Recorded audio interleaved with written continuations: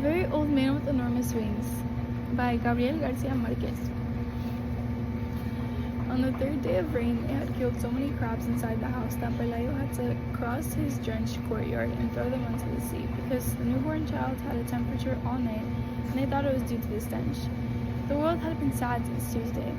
Sea and sky were a single ash-gray thing, and the sands of the beach, which on March nights glimmered like powdered lights, had become a stew of mud and rotten shellfish. The light was so weak at noon that when Pelayo was coming back to the house after throwing away the crabs, it was hard for him to see what it was that was moving and groaning in the rear of the courtyard. He had to go very close to see that it was an old man, a very old man, lying face down in the mud, who in spite of his tremendous efforts couldn't get up, impeded by his enormous wings. Frightened by that nightmare, Pelayo ran to get Elisinda, his wife, who was pulling compasses on the sick child. He took her to the rear of the courtyard. They both looked at the fallen body with a mute stupor. He was dressed like a ragpicker. There were only a few faded hairs left on his bald skull, very few teeth in his mouth, and his pitiful condition of a drenched great-grandfather took away any sense of grandeur he might have had. Huge buzzard wings, dirty and half-plucked, were forever entangled in the mud. They looked at him so long and so closely that Pelayo and Elisinda very soon overcame their surprise and in the end found him familiar. Then they dared to speak to him, and he answered in incomprehensible dialect with a strong sailor's voice. That was how they skipped over the inconvenience of the wings, and quite intelligently concluded that he was a lonely castaway from some foreign ship wrecked by the storm. And yet they called in a neighbor woman, who knew everything about life and death, to see him, and all she needed was one to look to show them their mistake. "He's an angel," she told them. "He must have been coming for the child, but the poor fellow is so old that the rain knocked him down." On the following day, everyone knew that a flesh-and-blood angel was held captive in Pelayo's house. Against the judgment of the wise neighbor woman, for whom angels in those times were the fugitive survivors of a spiritual conspiracy, they did not have the heart to club him to death. Pelayo watched over him all afternoon from the kitchen, armed with his bailiff's club. Before going to bed, dragged him out of the mud and locked him up with the hens in a wire chicken coop. In the middle of the night, when the rain stopped, Pelayo and Elisinda were still killing crabs. A short time afterward, the child woke up without a fever and with a desire to eat. They felt magnanimous and decided to put an angel on the raft with fresh water and provisions for 3 days and leave him to his fate on the high seas. But when they went onto the courtyard with the first light of dawn, they found the whole neighborhood in front of the chicken coop having fun with the angel without the slightest reverence, tossing him things to eat through the openings of the wire as if weren't a supernatural creature but a circus animal. Father Gonzaga arrived before 7 o'clock, alarmed at the strange news. By that time, onlookers less frivolous than those at dawn had already arrived, and they were making all kinds of conjectures concerning the captive's future. The simplest among them thought that he should be named mayor of the world. Others of sterner mind felt that he should be promoted to the rank of 5-star general in order to win all wars. Some visionaries hoped that he could be put to stud in order to implant the earth a race of winged wise men who could take charge of the universe. But Father Gonzaga, before becoming a priest, had been a robust woodcutter. Standing by the wire, he reviewed this catechism in an instant, and he asked them to open the door so that he could take a close look at that pitiful man who looked more like a huge, decrepit hen among the fascinated chickens. He was lying in the corner drying his open wings in the sunlight among the fruit, peels, and breakfast leftovers that the early risers had thrown out. Alien to the impertinences of the world, he had only lifted his antiquarian eyes and murmured something in his dialect when Father Gonzaga went into the kitchen coop and said good morning to him in Latin. The parish priest had his first suspicion of an impostor when he saw that he did not understand the language of God or know how to greet his ministers. Then he noticed that, seen close up, he was much too human. He had an unbearable smell of the outdoors. The backside of his wings was strewn with parasites, and his main feathers had been mistreated by terrestrial winds, and nothing about him measured up to the proud dignity of angels. He came out of the chicken coop and in a brief sermon warned the curious against the risks of being ingenuous. He reminded them the devil had the bad habit of making use of carnival tricks in order to confuse the unwary. He argued that if wings were not the essential element in determining the difference between a hawk and an airplane, they were even less so in the recognition of angels. Nevertheless, he promised to write a letter to his bishop so that the latter would write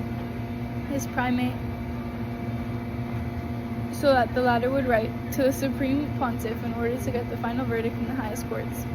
His prudence fell on sterile hearts. The news of captive angels spread with such rapidity that after a few hours the courtyard had the bustle of a marketplace, and they had to call in troops with fixed bayonets to disperse the mob that was about to knock the house down. Elisenda, her spine all twisted from sweeping up so much marketplace trash, then got the idea of fencing in the yard and charging 5 cents admission to see the angel. The curious came from far away. A traveling carnival arrived with a flying acrobat who buzzed over the crowd several times, but no one paid any attention to him because his wings were not those of an angel, but rather those of a side-wheeled bat. The most unfortunate invalids on earth came in search of help. A poor woman who since childhood has been counting her heartbeats and had run out of numbers, a Portuguese man who couldn't sleep because the noise of the stars disturbed him, a sleepwalker who got up at night to undo the things he had done while awake, many others with less serious ailments. In the midst of that shipwreck disorder that made the earth tremble, Pelayo and Elisenda were happy with fatigue, for in less than a week they had crammed their rooms with money, and the line of pilgrims waiting their turn to enter still reached beyond the horizon. The angel was the only one who took no part in his own act. He spent time trying to get comfortable in his borrowed nest, befuddled by the hellish heat of the oil lamps and sacramental candles that had been placed along the wire. At first they had tried to make him eat some mothballs, which, according to the wisdom of the wise neighbor woman, were the food prescribed for angels. But he turned them down just as he turned down the papal lunches that the pedants brought him, and they never found out whether it was because he was an angel or because he was an old man. In the end, ate nothing but eggplant mush. His only supernatural virtue seemed to be patience, especially during the first days when the hens picked at him, searching for the stellar parasites that proliferated in his wings, and the cripples pulled out feathers to touch their defective parts with, and even the most merciful threw stones at him, trying to get him to rise so they could see him standing. The only time they succeeded in arousing him was when they burned his side with an iron for burning steers, for he had been motionless for so many hours that they thought he was dead. He woke with a start, ranting in his hermetic language and with tears in his eyes, and he flapped his wings a couple of times, which brought on a whirlwind of chicken dung and lunar dust and a gale of panic that did not seem to be of this world. Although many thought that this reaction had not been one of rage, but one of pain. From then on, they were careful not to annoy him, because the majority understood that his passivity was not that of a herd taking his ease, but that of a cataclysm in repose. Father Gonzaga held back the crowd's frivolity with formulas of maidservant inspiration while awaiting the arrival of the final judgment on the nature of the captive. But the mail from Rome showed no sense of urgency. They spent their time finding out if the prisoner had a navel, if his dialect had any connection with Aramaic, how many times he could fit on the head of the pin, or whether he wasn't just a Norwegian with wings. Those meager letters might have come and gone until the end of time if a providential event had not put an end to the priest's tribulations. It so happened that during those days, among so many other carnival attractions, there arrived in the town the traveling show of the woman who had been changed into a spider for having disobeyed her parents. The admission to see her was not only less than the admission to see the angel, but people were permitted to ask her all manner of questions about her absurd state, and to examine her up and down so that no one would ever doubt the truth of her horror. She was a frightful tarantula the size of a ram, and the head of a sad maiden. What was most heart-rending, however, was not her outlandish shape, but the sincere affection with which she recounted the details of her misfortune. While still practically a child, she had sneaked out of her parents' house to go to a dance, and while she was coming back through the woods, after having danced all night without permission, a fierce thunderclap rent the sky until through the crack came the lightning bolt of brimstone that changed her into a spider. Her only nourishment came from the meatballs that charitable souls chose to toss into her mouth. A spectacle like that, full of so much human truth and such a fearful lesson, was bound to defeat without even trying, that of a naughty angel, that of a haughty angel, who was scarcely designed to look at mortals. Besides, the few miracles attributed to the angel showed a certain mental disorder, like the blind man who didn't recover his sight but grew 3 new teeth, or the paralytic who did not get to walk but almost won the lottery, and the leper whose sores sprouted sunflowers. Those consolation miracles, which were more like a mocking fun, had already ruined the angel's reputation when the woman who had been changed into a spider finally crushed him completely. That was how Father Gonzaga was cured forever of his insomnia, and Pelayo's courtyard went back to being as empty as during the time it had rained for 3 days and crabs walked through the bedrooms. The owners of the house had no reason to lament.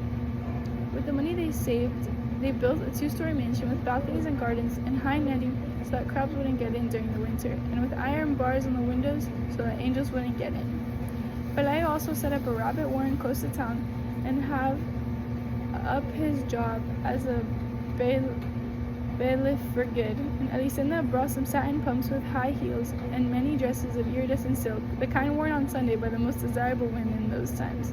The chicken coop was the only thing that didn't receive any attention.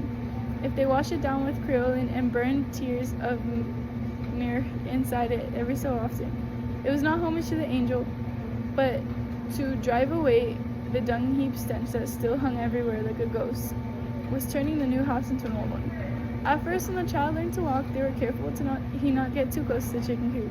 But then they began to lose their fears, and he got used to the smell. Before the child got his second teeth, he got inside the chicken coop to play, where the wires were falling apart. The angel was no less standoffish with him than the other mortals, but he tolerated the most ingenious families with the patience of a dog who had no illusions. They both came down the chicken pox at the same time. The doctor who took care of the child couldn't resist the temptation to listen to the angel's heart. He found so much whistling in the heart, so many sounds in his kidneys, that it seemed impossible for him to be alive. What surprised him the most, however, was the logic of his wings. They seemed so natural on that completely human organism that he couldn't understand why other men didn't have them too. When the child began school, it had been sometimes when the sun and rain had caused the collapse of the chicken coop. The angel went dragging himself about here and there like a stray, dying man. They would drive him out of the bedroom with a broom and a moment later find him in the kitchen. He seemed to be in so many places at the same time, they grew to think that he'd be duplicated, that he was reproducing himself all through the house. And the exasperated and unhinged Elisenda shouted that it was awful living in the hell full of angels. He could scarcely eat, and his antiquarian eyes had also become so hot, so foggy, that he went about bumping into posts. All they had left were the bare cannulae of his last feathers. Pelayo threw a blanket over him and extended the charity of letting him sleep in the shed. And only then did they notice he had a temperature at night, and was delirious with the tongue twisters of an old Norwegian. That was one of the few times they had become alarmed, for they thought he was going to die, and not even the wise neighbor woman had been able to tell them what to do with dead angels. And yet, not only survived his worst winter, but he seemed improved with the sunny days. He remained motionless for several days in the farthest corner of the courtyard, where no one would see him, and at the beginning of December some large, stiff feathers began to grow on his wings, the feathers of a scarecrow, which looked more like another misfortune of decrepitude. But he must have known the reason for those changes, for he was quite careful that no one should notice them, that no one should hear the sea chanties that he sometimes sang under the stars. One morning, Elisenda was cutting some bunches of onions for lunch when a wind that seemed to come from the high seas blew into the kitchen. Then she went to the window and caught an angel in his first attempts at flight. They were so clumsy that his fingernails opened a furrow in the vegetable patch. He was on the point of knocking the shed down with the ungainly flapping that slipped on the light and couldn't get a grip on the air. But he did manage to gain altitude. Elisenda let out a sigh of relief for herself and for him when she watched him pass over the last houses, holding himself up in some way with the risky flapping of a senile vulture. She kept watching him even when she was through cutting the onions, and she kept on watching until it was no longer possible for her to see him. Because then he was no longer an annoyance in her life, but an imaginary dot on the horizon of the sea. So I think this story, I think something that's crazy about this story is the way the guy with the enormous wings is disgusting. Like, he's in the mud and like he just looks gross.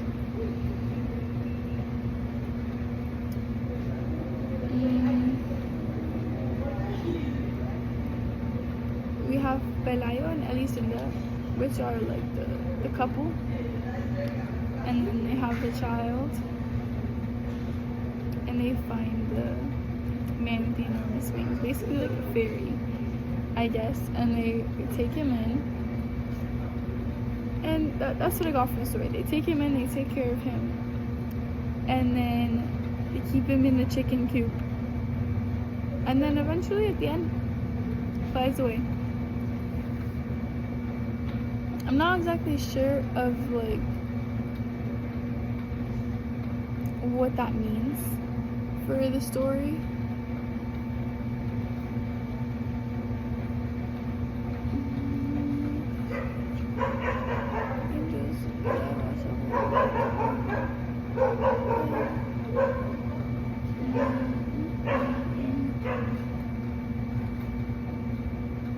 And it felt like he kept coming back. I think they were trying to kick him out, but he kept coming back. And I do remember there was a part of the story that said they saw him everywhere.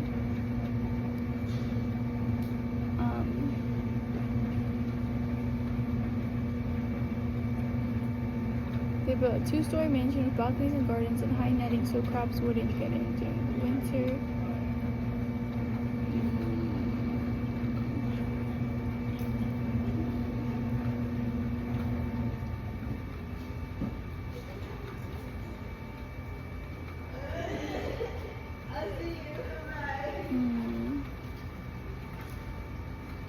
Doctor who took care of the child couldn't resist the temptation to listen to the angels. The doctor found so much whistling in the heart and so many sounds in his kidneys that it seemed impossible for him to be alive. What surprised him most was the logic of his wings. They seemed so natural on that completely human organism that he couldn't understand why other men didn't have them too. This old man was some wonder kid, like some rare sighting, because he should be dead. He's old, he was gross, lives in the chicken coop. The angel went when the child began school. It had been some time since the sun and rain had caused the collapse of the chicken coop. The angel went dragging himself about here and there like a stray dying man. Wow. Like a stray dying man. They describe this guy as like he seems to be physically in distress,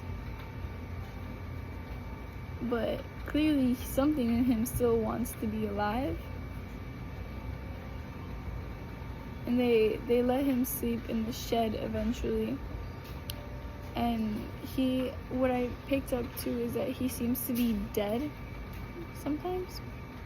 He just stopped breathing, and they said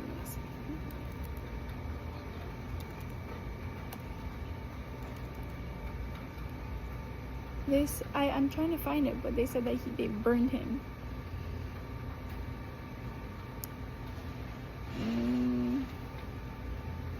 Going back to the first page of the story, it says, everyone knew there was a flesh and blood angel held captive in Pelayo's house. Flesh and blood angel. This guy was not in good condition. But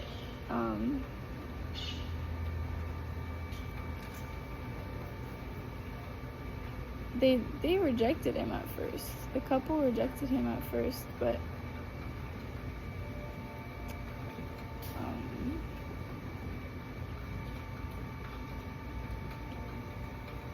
and the town helped him, gave him breakfast leftovers. He noticed that seen close up, he was much too human. The backside of his wings was strewn up with parasites. His main feathers had been mistreated by terrestrial winds. Nothing about him measured up to the proud dignity of angels.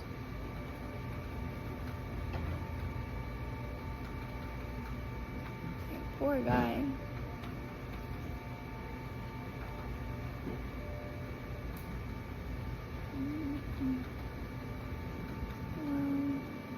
There was a mob that came that was about to knock the house down, and they started charging money to see the angel. That's how they made money. That makes sense. He was just the big talk of the town. So yes, he was like annoying to them, but you know, they made him he made them money.